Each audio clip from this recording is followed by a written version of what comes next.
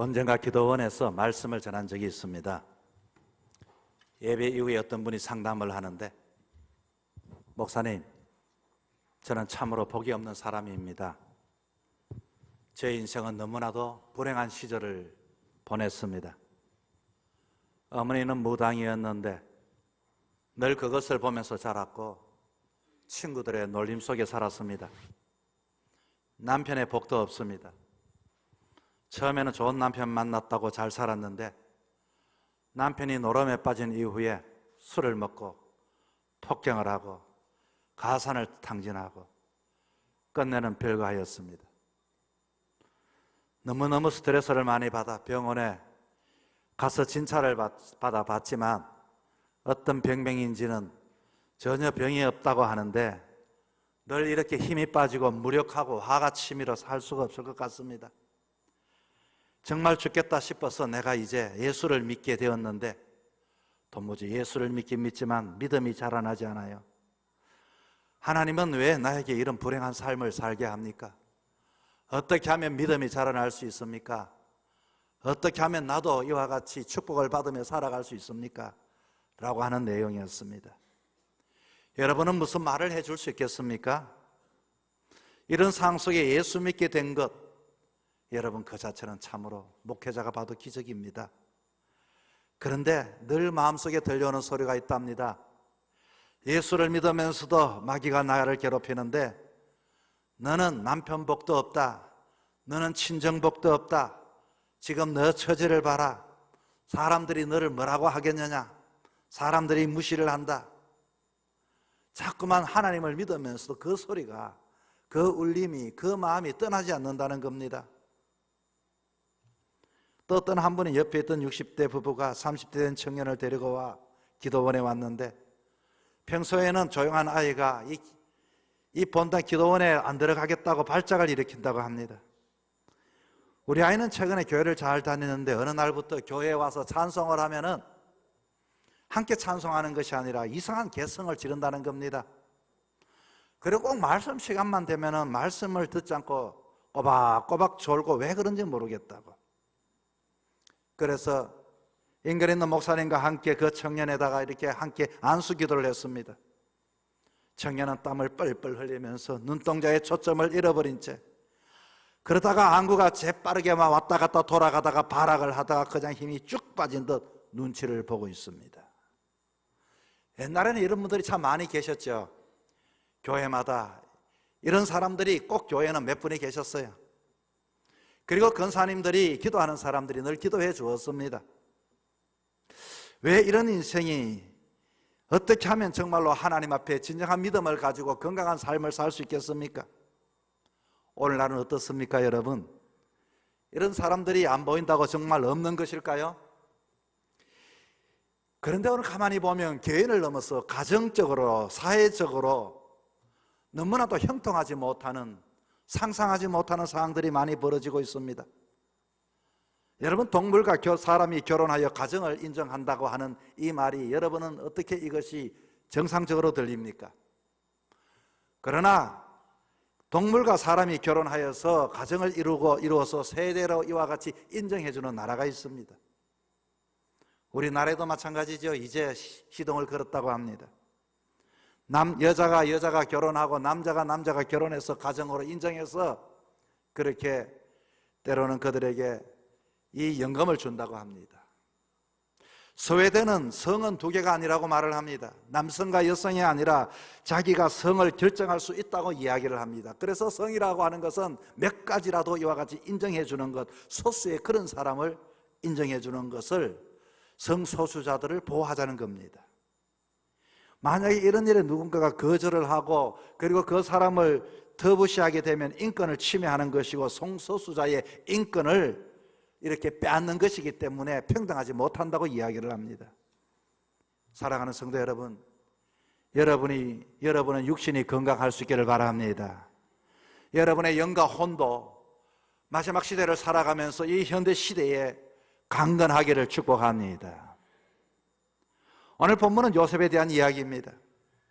교회 좀 다니본 사람은 요셉을 어떻게 이야기하는가 하니 요셉은 꿈의 사람이라고 이야기를 하죠.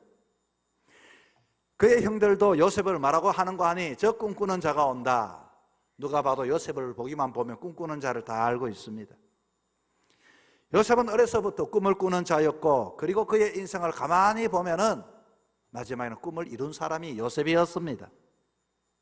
그런데 성경은 요셉을 꿈꾸는 자로 소개하기보다도 끊임없이 형통한 자, 형통한 자, 형통한 자로 소개합니다. 성경은 이 요셉에 대하여 오늘 본문의 2절에도 봤더니 그가 형통한 자가 되어, 3절에도 보니 범사에 형통하게 하심을 보았더라. 23절에도 그를 범사에 형통하게 하셨더라. 그것도 그냥 범사에 늘 항상 형통했다고 말하는데, 정말로 요셉이 꿈꾸는 자라고 하는 것은 이해가 되는데, 요셉의 일생을 가만히 들여다보면 그는 형통한 자가 아니었습니다. 그런데 왜 어떻게 그를 형통한 자라고 말을 하는 것입니까? 여러분, 요셉의 그 가정사를 한번 보십시오. 그는 태어나자마자 어머니가 4명이나 되었죠. 형들은 10명이나 되었습니다. 이렇게 11번째에 10명의 형들을 가운데 요셉을 형들은 미워했습니다. 이 형이 때리면 저 형이 치고 차고, 그런 상황 속에 어떻게 그가 형통한 사람입니까? 심지어 그 형들에게까지도 그렇게 인신매매를 당했단 말입니다.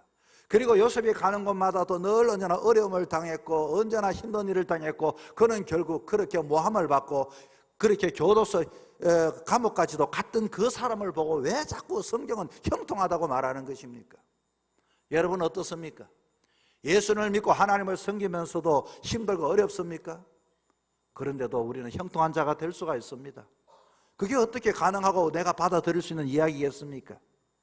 그런데 그는 그 형통은, 여러분 오늘 말씀하는 진정한 형통은 무엇인가? 이 요셉을 통하여 내 자신의 모습을 돌아볼 뿐만 아니라, 정말로 꿈만 꾸는 것이 아니라 꿈을 이루어서 내 인생이 정말로 진정한 형통을 통하여 보게 사람이 무엇인가를 오늘 본문을 통해서 3가지를 말씀드리려고 합니다. 첫째는 요셉은 하나님이 함께 했던 사람이었기 때문에 형통한 사람이 되었던 것입니다.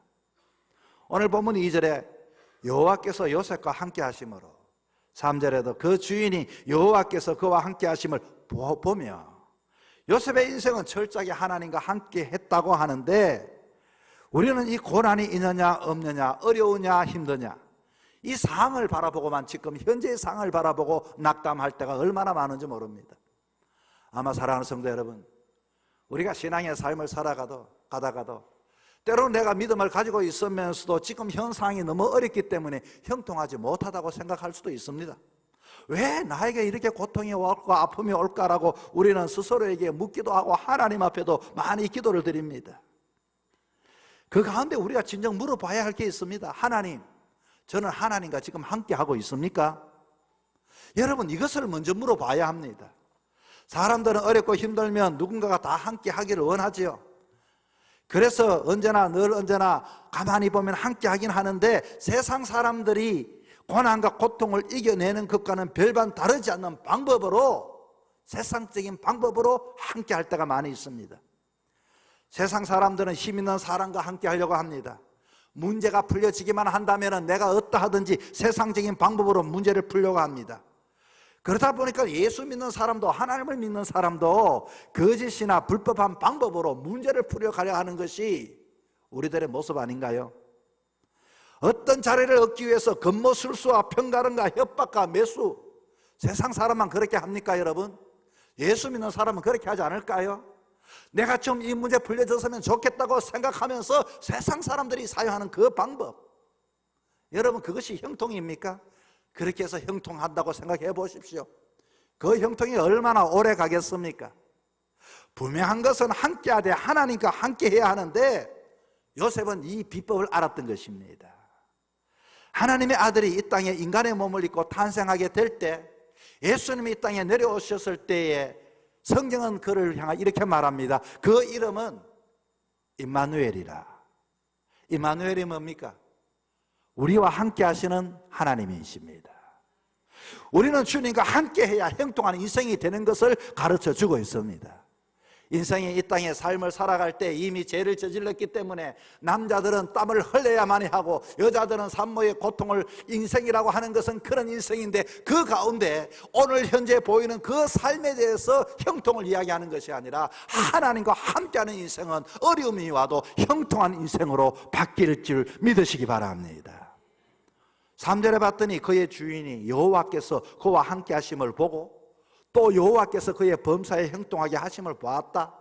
여기 보니까 본다라는 말이 나와 있죠. 반복적으로 등장을 합니다. 누가 보았습니까? 이방인이 보았습니다. 하나님을 모르는 사람이 요셉을 보니까 요셉을 딱 보는 순간 저 하나님이 함께 하는구나. 저들이 그 요셉이 아무리 어렵고 힘들고 지금은 종처럼 그 가정에 그렇게 팔려와서 삶을 살고 있지만 주인인 이 사람이 함부로 할 수가 없다는 것입니다. 왜냐? 요셉 뒤에는 요셉은 하나님과 함께하는 사람이 있기 때문에. 여러분, 세상의 삶을 살아가면서 세상 사람들이 여러분을 바라볼 때 하나님의 함께함이 보여줄 수 있기를 바랍니다. 저 사람은 보통 사람이 아니다. 이 이방인의 사람도 하나님이 요셉과 함께 계심을 봤습니다. 우리는 때로는 나는 하나님의 사람이다, 나는 예수 잘 믿는다, 나는 이와 같이 교회 집사다, 교회 건사다, 장로다, 목사다. 그럼에도 불구하고 세상 사람들이 어느 날 문제가 생겼을 때 당신 건사였어?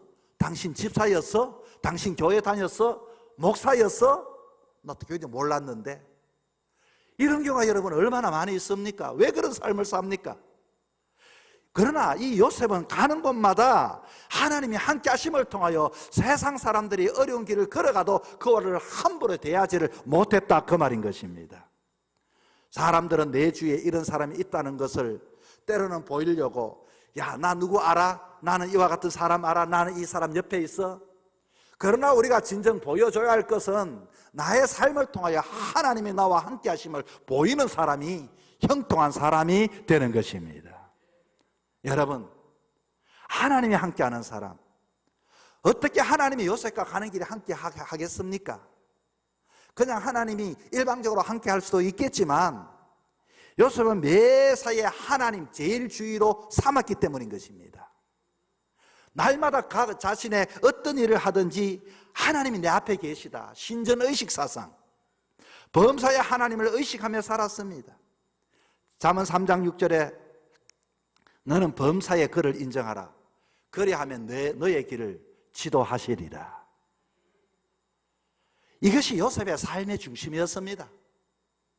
우리는 형통을 위해 사는 것이 아니라 우리들은 언제나 하나님이 내 인생과 함께 하는가. 여러분, 형통은 한 번만 형통한 것이 아니라 하나님과 함께 할 때는 우리의 인생 마지막까지도 형통한 삶을 살아갈 수 있게 되는 것입니다. 어떤 분이 집에 액자를 걸어 놓았습니다. 그 액자가 누군가가 선물을 해 주었는데 그 액자를 보면서 그의 삶이 흔들리지 않았다고 합니다. 시편 118편 6절에서 7편입니다. 여호와는 내 편이시리라. 내가 두려워하지 아니하리니 사람이 내게 어찌할까? 여호와께서 내 편이 되사 나를 돕는 자들 중에 계시니 그러므로 나를 미워하는 자들에게 보응하시는 것을 내가 보리로다. 8절에는 이런 말씀이 있습니다. 너희들을 고관들을 내 편으로 만들지 말라고 했습니다. 하나님이 내 편이라는 겁니다. 매일 잠자리에 들 때마다 보았던 그 말씀이 살아가면서 고비를 만날 때마다 믿음이 되고 힘이 되고 능력이 되었다라고 말을 합니다. 앞으로도 우리가 살아가는 그 일 험난할 것입니다. 앞으로 우리가 살아가야 할 일, 문제가 임하게 되어질 때 어떻게 풀어낼 수 있습니까? 그럴 때마다 여러분, 하나님이 나는 함께하는 사람인가? 하나님 앞에 제일 주의 죽인 삶을 통하여 여러분의 인생도 하나님과 함께함을 통하여 형통의 삶을 살아가기를 축복합니다. 두 번째는 타인에게 복이 되는 것이 형통입니다. EBS에 문화에 대한 이야기가 방영이 되었습니다. 중국 문화를 소개하면서 버스가 도착을 했더니 수많은 사람들이 서로 타려고 잡아당기고 아주 모여들었습니다. 그 이유가 왜 그런가? 이 개인주의, 다시 말하면 이 경쟁 사회가 왜 중국에서는 끊임없이 다른 사람을 배려하지 않고 그렇게 하는가에 대한 이야기를 했습니다. 그러면서 우리나라에도 과거에는 그랬고 지금도 또 새롭게 신경쟁주의 사회가 되었다는 겁니다. 그것은 지난날 너무 빈곤했고 문화 대혁명으로 너무나도 기아에 이게 빠져 있다 보니 어떠하든지 어떤 상황이 있으면 내가 저 차를 타느냐 못 타느냐 또 기다려야 하느냐, 이 경쟁 사회에서 뒤떨어지면 죽는다는 생각이 저들에게는 있었던 것입니다. 생존을 위한 교육, 애들이 사탕을 갖고 있으면 얘야 싸우지 마라, 나눠 먹어야지, 이렇게 하는 것이 아니라 뺏어라, 뺏기면 너는 먹지 못한다. 이것이 그 사회의 만연한 형태라는 것입니다. 이 경쟁심의 사회, 그리고 또 타인에 대한 무관심이 있습니다. 중국 속담에 자신과 무관한 일이면 그들도 보지도 말아라고 하는 속담이 있습니다. 중국의 어린아이가, 초등학교도 가지 않은 어린아이가 뺑소니 차이에서 몇 분간 피를 흘리고 있어도 거기에 18명이 지나가면서도 무심히 다 지나가 버렸다고 합니다. 그리고 나서 그렇게 피를 흘리고 그 아이가 죽었는데 그 엄마는 그 아이를 붙잡고 통곡을 하는 장면이 나왔습니다. 왜 이런 이야기가, 이런 뉴스들이 뜨는가? 이 중국에서 큰 이슈를 불러일으켰는데 실제 중국에서는 2006년도에 벙위 사건이라고 하는 것이 있었습니다. 벙이라고 하는 사람은 쓰러진 할머니를 부축했습니다. 그리고 병원에다가 모셔드렸더니 그 할머니와 가족들이 거꾸로 고소를 해버렸습니다. 그래서 1심에서 유죄를 받게 되었습니다. 그리고 2심에서 또 올라갔는데 너무나도 억울한 일을 당했습니다.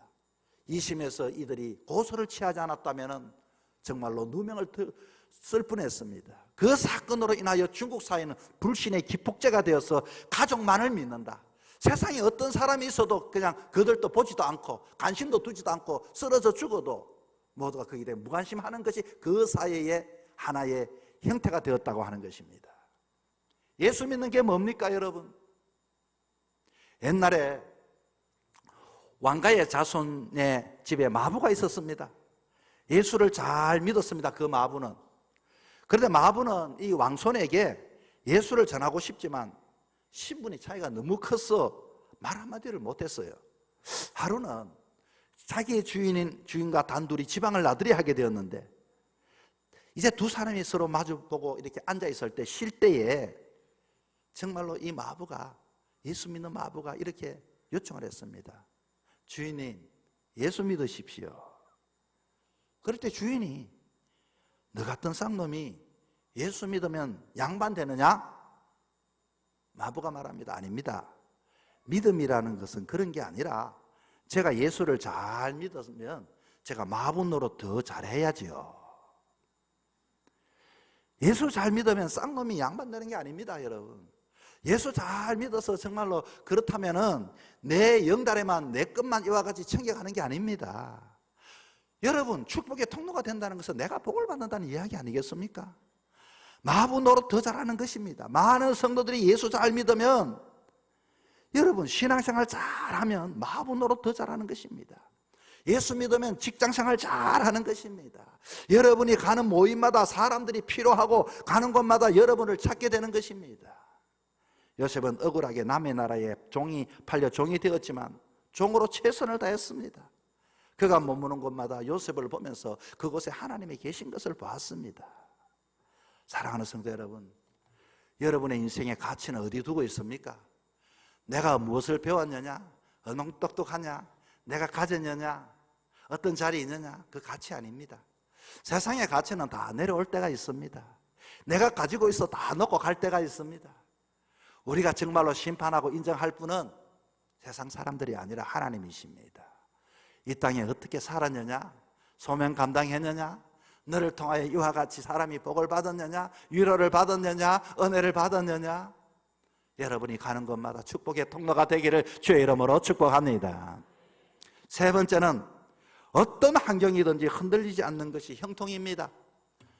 여러분, 사람들은요 조그만 환경이 흔들리면 거기에 중심이 왔다 갔다 합니다. 그 형통한 게 아니죠. 요셉의 형들은 요셉을 상인에게 팔았습니다. 요셉은 13년의 세월을 종살이와 옥살이로 죽도록 고생했죠. 얼마나 억울합니까? 과거에는 정말로 이와 하나님을 잘 섬겼는데 이와 같은 일을 당하면 하나님 잘 섬길 마음이 있겠습니까? 그러나 요셉은 언제나 어디선지 그 마음은 변하지 않았습니다.